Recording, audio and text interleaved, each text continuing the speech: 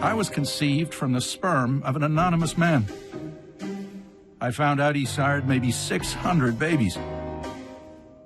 Now some of my siblings are starting to show up, and they all want the truth of their origin. I always actually felt as there was a physical bit of me missing. And donor-conceived people are all too often told, you should be happy to be alive.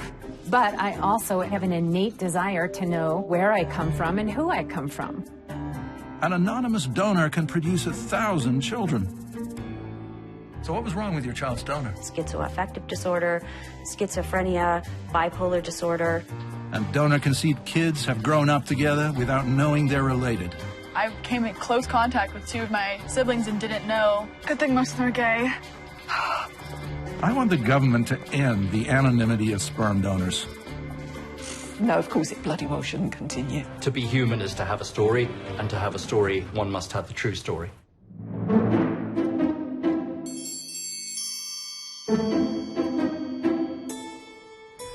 It began a long time ago, in Philadelphia in 1884.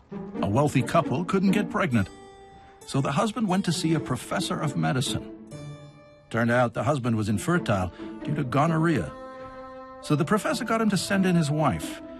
He chloroformed her. Then, without her consent, he got his best-looking student to go and masturbate. And he injected the sperm into her in front of the class. She got pregnant. Sometime later, the professor did confess to her husband what he'd done. But the woman was never told. And neither was the son who resulted. This set the tone. Secrets, lies, and anonymity. Now there are millions of people we call donor-conceived. I'm one of them. Okay, my story so far. My parents really wanted children, but my dad wasn't able to. So they went to see a doctor, and she inseminated my mother using sperm from an anonymous man. To produce me and my sister. Well, this was England in the 1950s, and it had to be a total secret. But after our dad died, our mother told me and my sister that secret. I was curious who the guy was, but they destroyed all the records. So I could never know. Until you could get basic DNA testing from your blood. I met a man, David, whose parents went to the same doctor. And DNA revealed that David was my brother.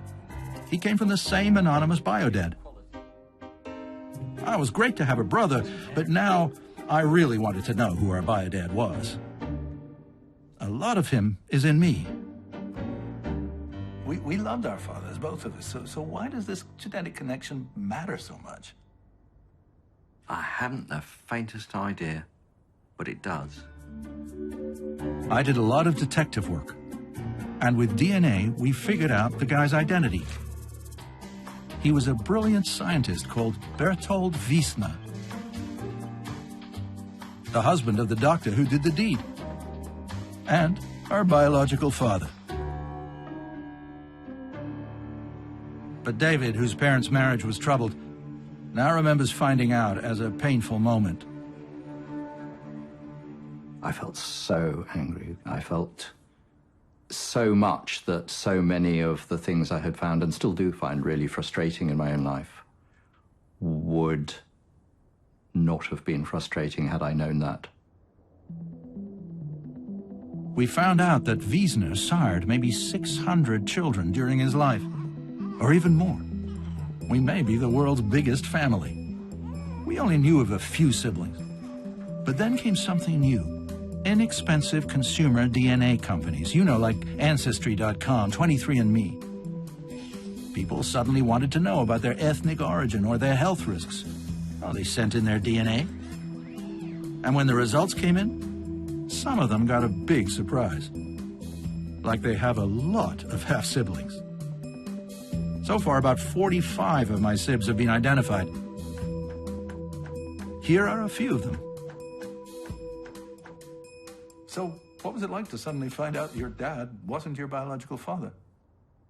It's like you're standing on the edge of the sea when you're paddling and the waves go out and it pulls the sand from under your feet.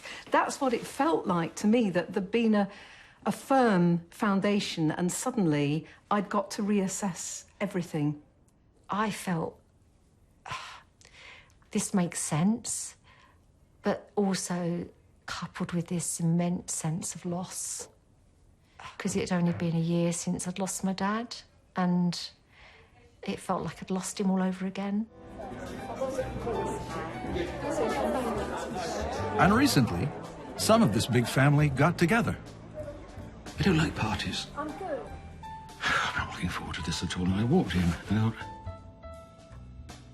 I am home. I've never felt quite so relaxed in a group of people before. Hey. Yeah, I came to see you. The party gave me a chance to talk to some of my sibs about how they felt about finding out the truth. I had a very loving family, but I didn't quite fit in. But suddenly I had a truth, an authenticity, which was liberating. It was like a huge moment in my life. I danced around the flat. I was so happy. Why? There's always a part missing. I always actually felt as though there was a physical bit of me missing. And it felt quite definitely down this side of me. The heart area, I guess you'd say. It felt as though that wasn't there. I would like to have known. I think my parents should have told me. I was enormously grateful that I was able to discover who my biological father was. And I can't really imagine what it would be like not to have been able to do that. It's a family. It's a family. Whatever that means. So now that DNA is revealing these secrets, I think it's time to take a look at this question of donor anonymity. Because a lot of people want to know their genetic family. It's part of who you are. And also, these secrets and lies, they can cause real harm. Just this sort of idea that it can be done, you know, with a few shakes of the wrist and that's it, nothing else. That doesn't seem... there should be a bit more to it than that, I believe, rather than this sort of fog of, who knows, could have been anyone. Except it never is, it's always the doctor out the back. It seems to be. I've come to Ottawa to find out about one of those doctors Brother Graham's talking about. Dr. Norman Barwin. This is Rebecca Dixon. Her parents sought assistance from Dr. Barwin to conceive. I've heard he was called the baby god. Yeah, people have called, I don't know who started that, but he was called the baby god at some point. But they didn't know that they had donor sperm. They weren't intending to use donor sperm. They were having issues, but they went to see Dr. Barwin, and to their understanding, he used my dad's sperm. I had always looked different from my parents, and I was aware of that, and other people had commented on it. When scandals with Barwin started to come out, Rebecca heard of a young woman called Kat Palmer, whose parents were patients. Barwin turned out to be her biological father. So Rebecca did a DNA test against Kat. And it confirmed already that we were half-sisters. So Barwin was Rebecca's biodad too. But there are a lot more than them. How many do you have? I have 18 siblings so far. You have 18 siblings, and these are all from Dr. Barwin? Yeah. The doctor who treated the parents used his own sperm? Yeah. We found 19 of us where he used his own sperm without the parents' knowledge. He is my biological father, but I don't think of him in that way at all. He was always the doctor who had helped my parents have me. And now I found out that he did it in a horrible way. Also, sometimes Barwin secretly used sperm he took from other patients without consent. All these lies have real dangers. Kat and I are a similar age. There's about 6 months age difference. We found out that we went to the same high school for a couple of years. We thought about how easy it would have been for us to be friends, but it could have also very easily been that we started dating, or especially, it's a small circle. Like my family, Rebecca and her new siblings have become close. And it's easy to exaggerate the importance of genetics. I found myself dealing with the situation where with my dad, I say, it doesn't matter that we're not biologically connected. You're my dad, nothing changes that. This other person who is my biological father doesn't really mean anything to me. And yet I'm saying at the same time to my siblings, we have this genetic connection. Let's love each other. Let's be part of each other's lives. And I think it's okay that those two things are true at the same time. Barwin was not alone. Quite a few doctors have been revealed by DNA testing to have secretly used their own sperm. But most doctors don't do what Barwin did, of course. They use sperm banks, corporations that ship sperm around the world. Millions of offspring. Egg offspring, too, now. We don't know how many. There is no central registry. Nobody keeps track. Nobody really knows how many offspring from one donor. But you'd think when a so-called donor sells his sperm, the sperm bank makes sure he is in super good health. Not always. I've come to see Angie.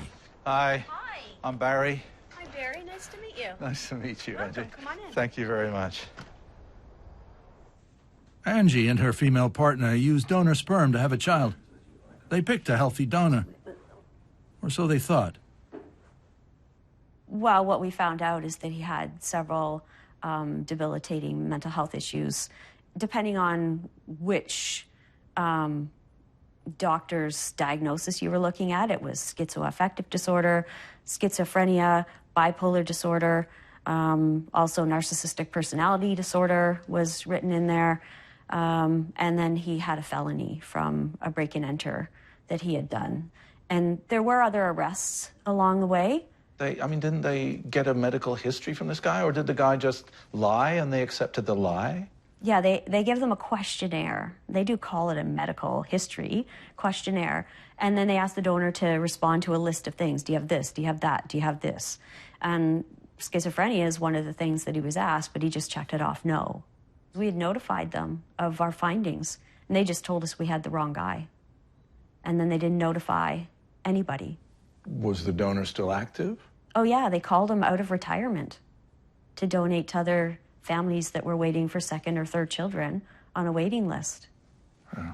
When you look at Health Canada's regulations, then I can definitely see why I was duped by this industry.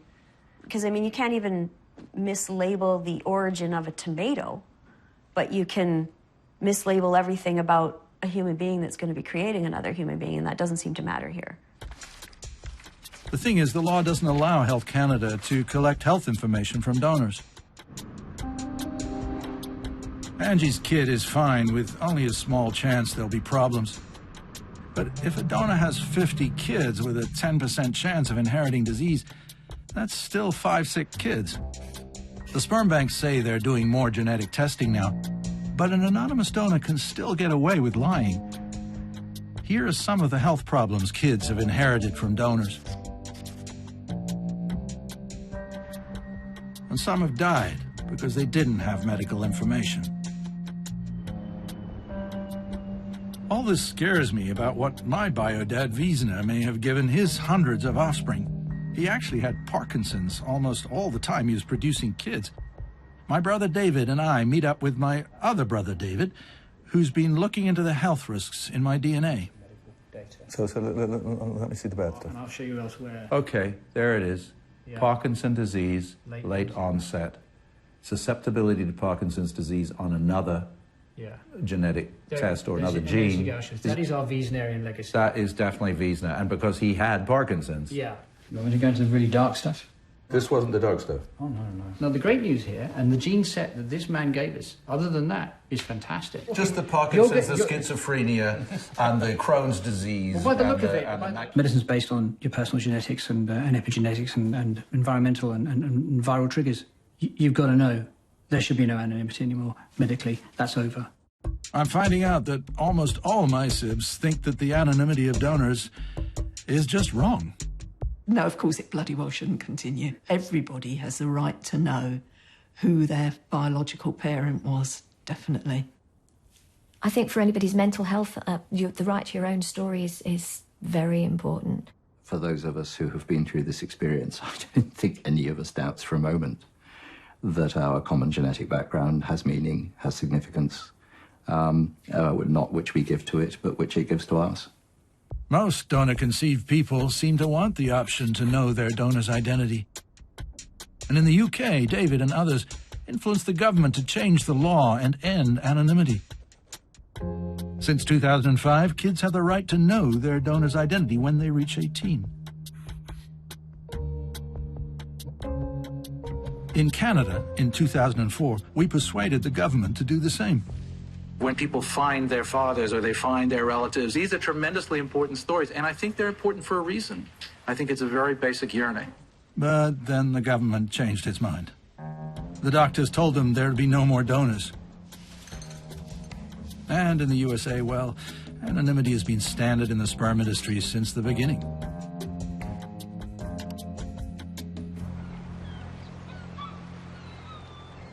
The dipped one? Dip, and I'll have a plain vanilla top.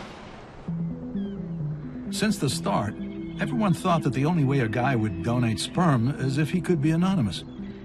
Turned out, that wasn't true. Meet Tim Gullickson. Why did you decide to be identifiable? Curiosity, I suppose, to start with. But then at some point, some portion of the kids would be interested in meeting me, and I would be interested in meeting them.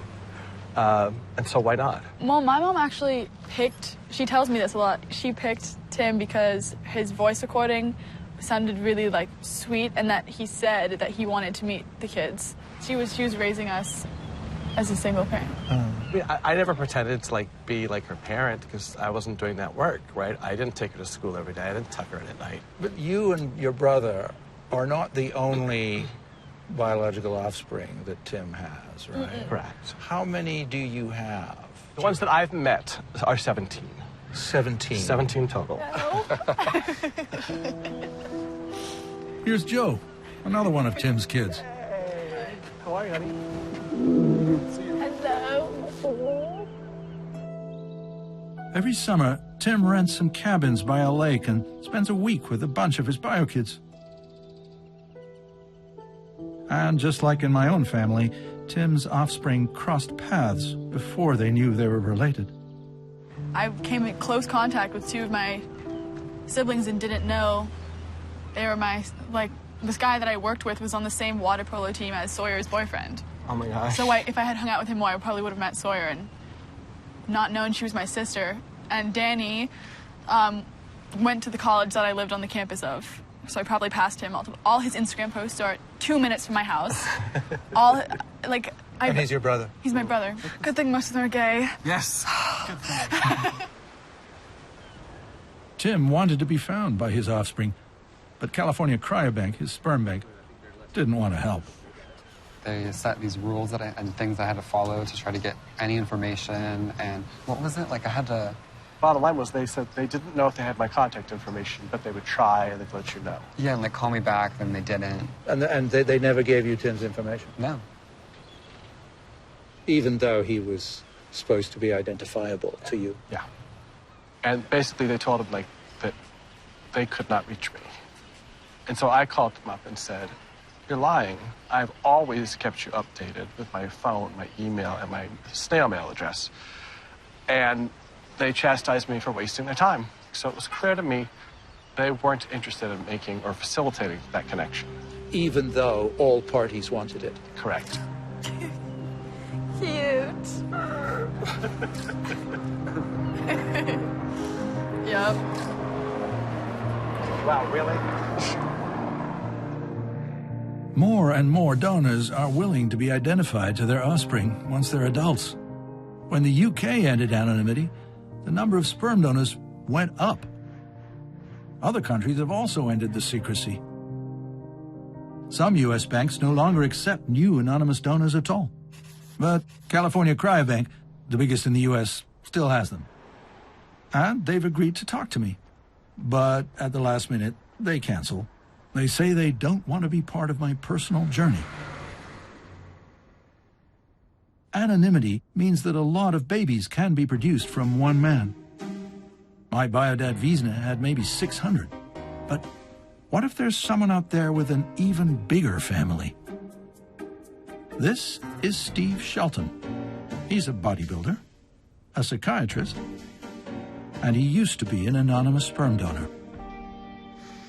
When I was a freshman in medical school, actually, the medical school recruited me to be a sperm donor. Yeah. So I got started at that time. I mean, did it help you financially in medical school? You know, it actually did. Initially, they paid $20 a donation, but very quickly they raised that to $40. And how many years did you do this? I guess it was 17 years all total. Depending on what my schedule was, but twice a week, 17 years. But it's not impossible you could have 1,000 kids or more. Yeah, as I think about the numbers in my head, I think that's possible. How do you feel about that? Well, I guess there's a sense of unreality to it. I just can't imagine that I've got all these kids out there. So I've never really focused on what the numbers might be. I see. Numbers would be whatever God determined they might be. You know, over the years, I've thought about that certainly there may be some children out there, and you know, in prayer, I would ask God's blessing upon them. But again, there's not having met anybody until recently, it just didn't really feel real, you know. Yeah. So I met Derek about a year ago, actually. Yeah. How did you find each other? I just got onto several DNA websites. The first thing that hit me was, why is he contacting me? It was just kind of, what is this about? Did you think it might be for money? Well, you know, just everything floods through your head. So all that was going through my head. How do you refer to him? My biological father, my friend. He's become a really good friend.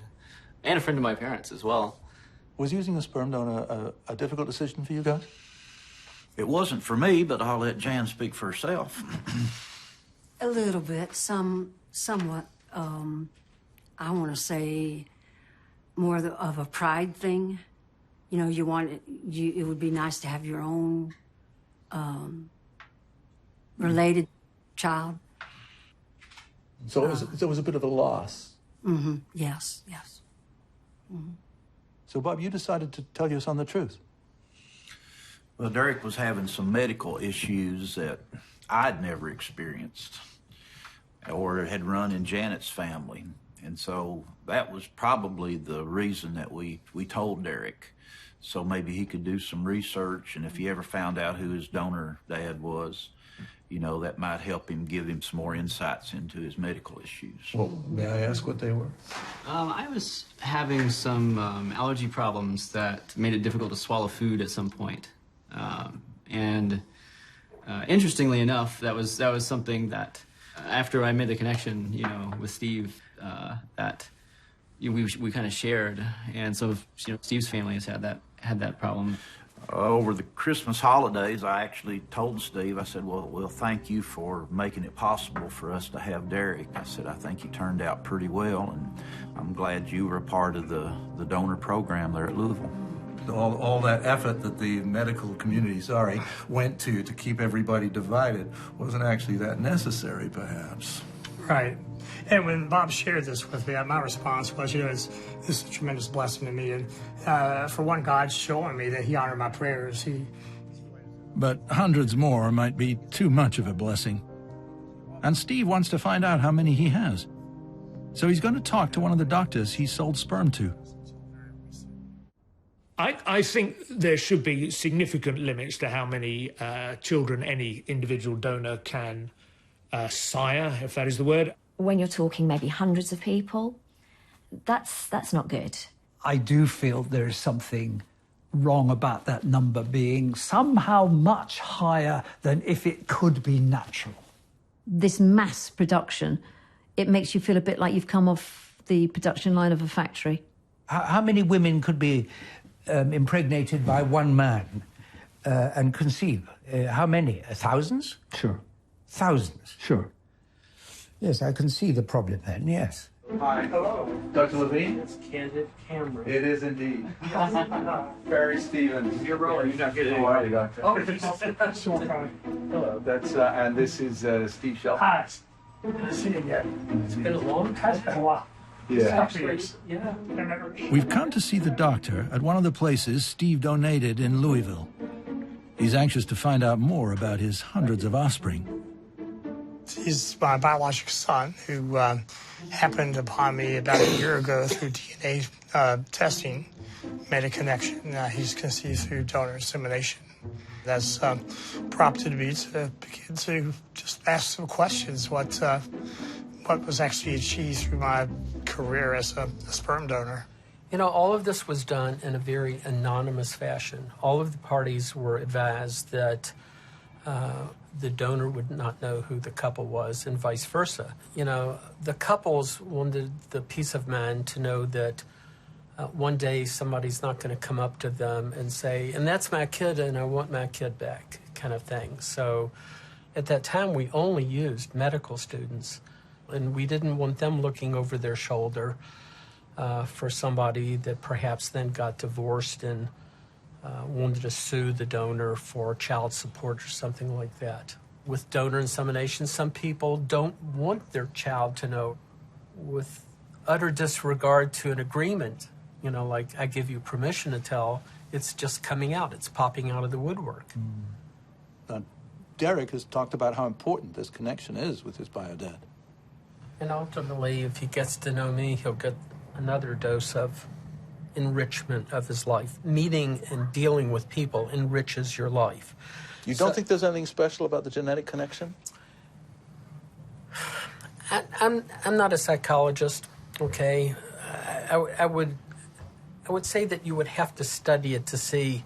What you're saying intuitively sounds good. When put to the test, it may or may not. I'm not disagreeing, but I'm not fully agreeing with it either. When a person becomes an adult, there are some pretty good reasons that maybe they should know their family medical history.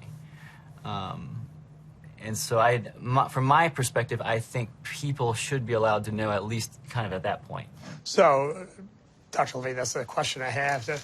Are there any such records that might indicate anything about outcome from my donations in the past in terms of pregnancies or births? The answer is no. We did our best for a long time to keep the records, kept records in a safe even. I'm trying to think if it was 07 November that we had a flood in this building, which took out 25–30% of the building, including this whole suite. We were out of the building for a while and lost some of that, okay? Some of it may actually still exist that we still have put away and yet to come out. Sounds like one thing you would like to know from Dr. Levine would be the number. That would be nice to know, yes. That would take some doing. It would. Any possibility that Steve could find out a bit more about and see if he wants to take the next step? We would have to chat about that one day over a steak and some bourbon or something. Yeah. Deal. Very good. Yeah. Okay, so Yeah, you'll chat about it over steak and some bourbon. Yeah. Losing sperm donor records seems to happen a lot in this business. So I've come to Colorado to meet Wendy Kramer. I've known Wendy for a long time. She's one of the sperm bank's biggest critics. So good to see you. Nice to see you. Hi. Yeah. Yeah, Fabulous. we were out hiking. Long before DNA testing, Wendy and her donor-conceived son, Ryan, started a website. It was called Donor Sibling Registry, DSR. Parents only know the anonymous donor by a number. On the DSR site, offspring can use that number to find other children from the donor with the same number. They're half-siblings. And thousands of donors also sign on to match their offspring. That's how Tim, the donor in LA, found his. These numbers are updated every night. This is how many people we've matched. So 17,000. 926. So we will hit 18,000 in February. And then 67,188 people on the DSR. So that's parents, donor-conceived people, children that parents have posted, and donors, egg donors and sperm donors.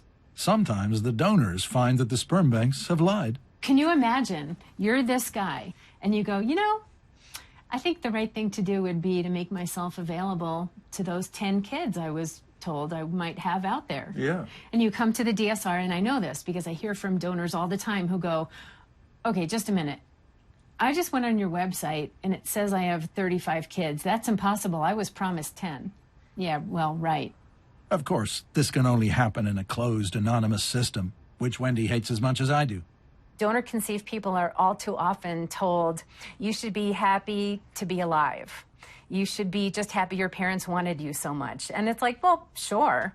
But I also am a human being. I have an innate desire to know where I come from and who I come from.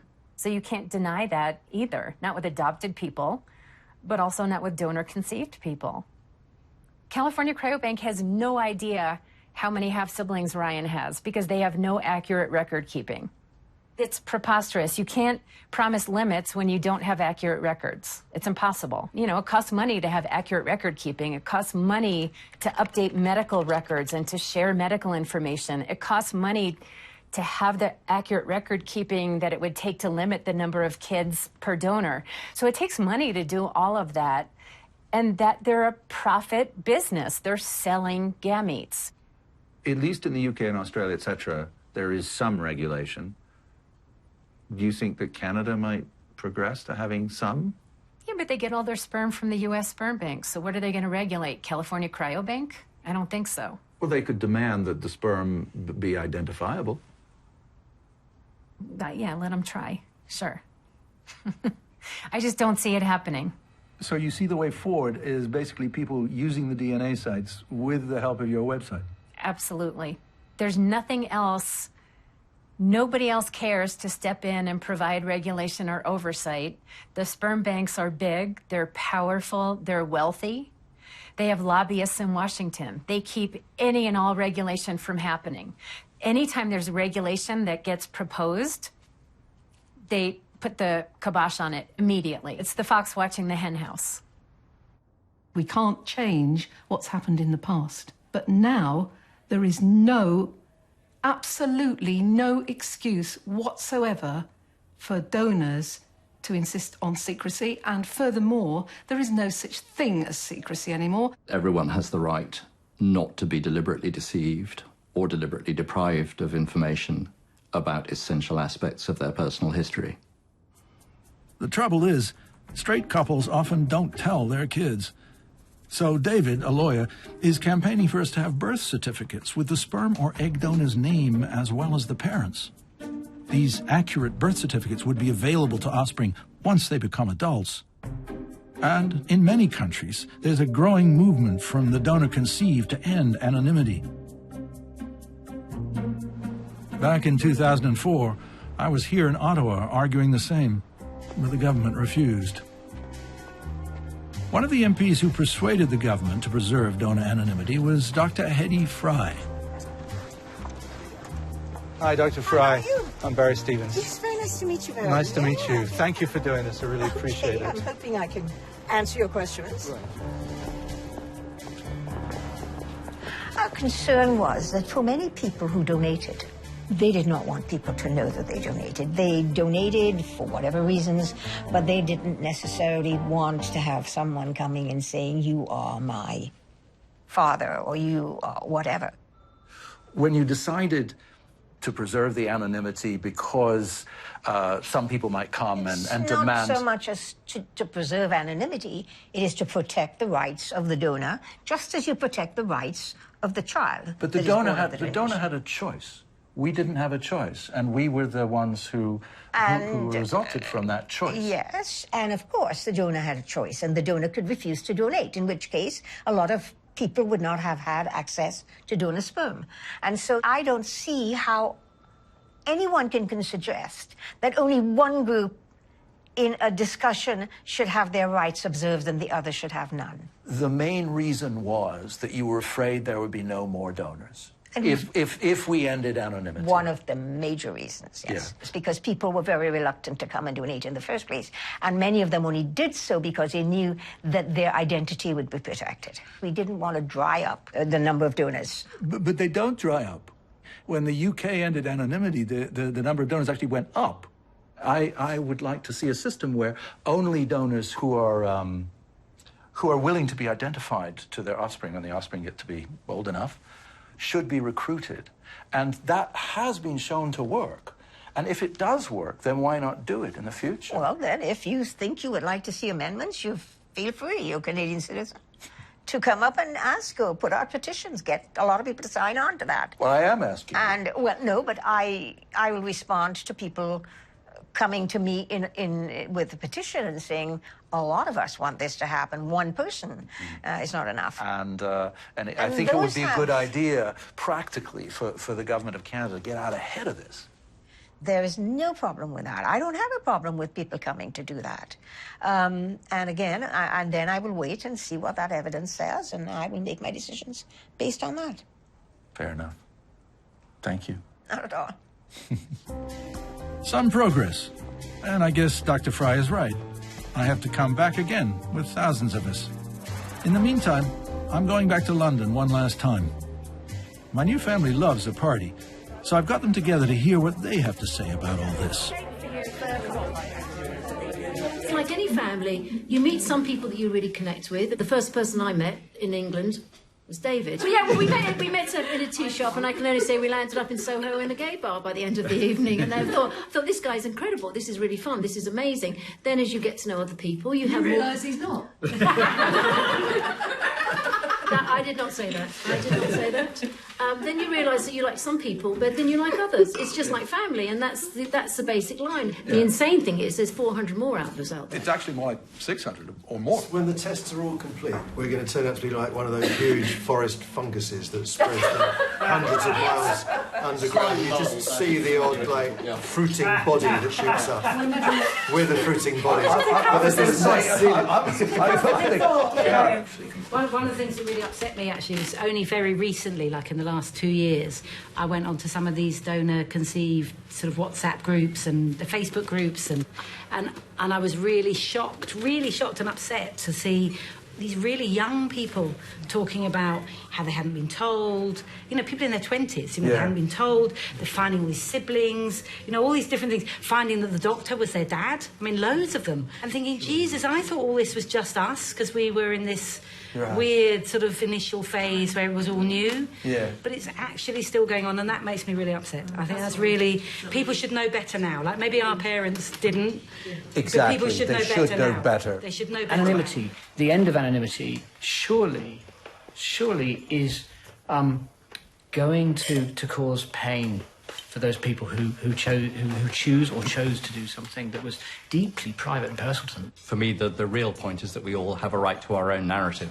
We all have a right to our own story. And that seems to me just to be incontrovertible. To be human is to have a story, and to have a story, one must have the true story. Just saying, these kids, they'd be better off not knowing. It's bullshit. And for someone else to come in and say, but for the convenience of others, we'll just delete that. It is not The only permissible. argument for it, historically, surely, was simply that donors would not come forward if the understanding was that they might be approached. Which has been disproved by the facts. After the abolition of anonymity, the number of registered sperm donors went up. Yes. And then you've got the industry that's making a load of money out of it, and it's often quite disgusting, actually. So I'd like to ask, well, what's all this like for the nieces and nephews? But I don't have any really uncles or aunts or anything like that. And for me, it is like, I know, it's exciting. It's great because I'm so young, but I've got a whole lifetime of people and family to be able to stay in contact with and to be able to meet if you're travelling across the globe and everything like that. We have a lot of couches. Yeah, exactly. A lot of couches. Totally with that. And I think, I met Becky first, Shirley, Carol, Elaine, and... There is something. I meet a lot of people in the job I do, and with most people I get on, but there was something there was a connection. I can't describe it. It was like, in some ways I'd known them all my life, and I cannot describe it, and I wouldn't like to say why. But I also felt meeting, forgive me, Barry in Canada, there was a sort of not immediate female connection, but there was a connection there with Barry that I felt relaxed. I spent the day with him. We had some quite good laughs, I think. Yeah. But I wouldn't have had that with any other bloke that I just picked up off the street. You have a lot of experience with that, It was then. and that was good. And so I don't know what it is, but there is a something. There is definitely there is something. There is a something. Last question. This is really last. Who looks like who? Those two. You look like you. It's a tough one for you. They look like that. Well, I reckon we should be sort of like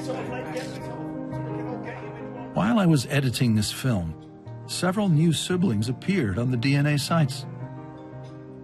Bertold Wiesner's descendants that we have identified now number 137, and there are plenty more to come. There's a bit of a paradox. It's great to be part of this clan, but I really hope that we are one of the last of the huge families produced by anonymous men, and that we can put an end to all the secrets and lies.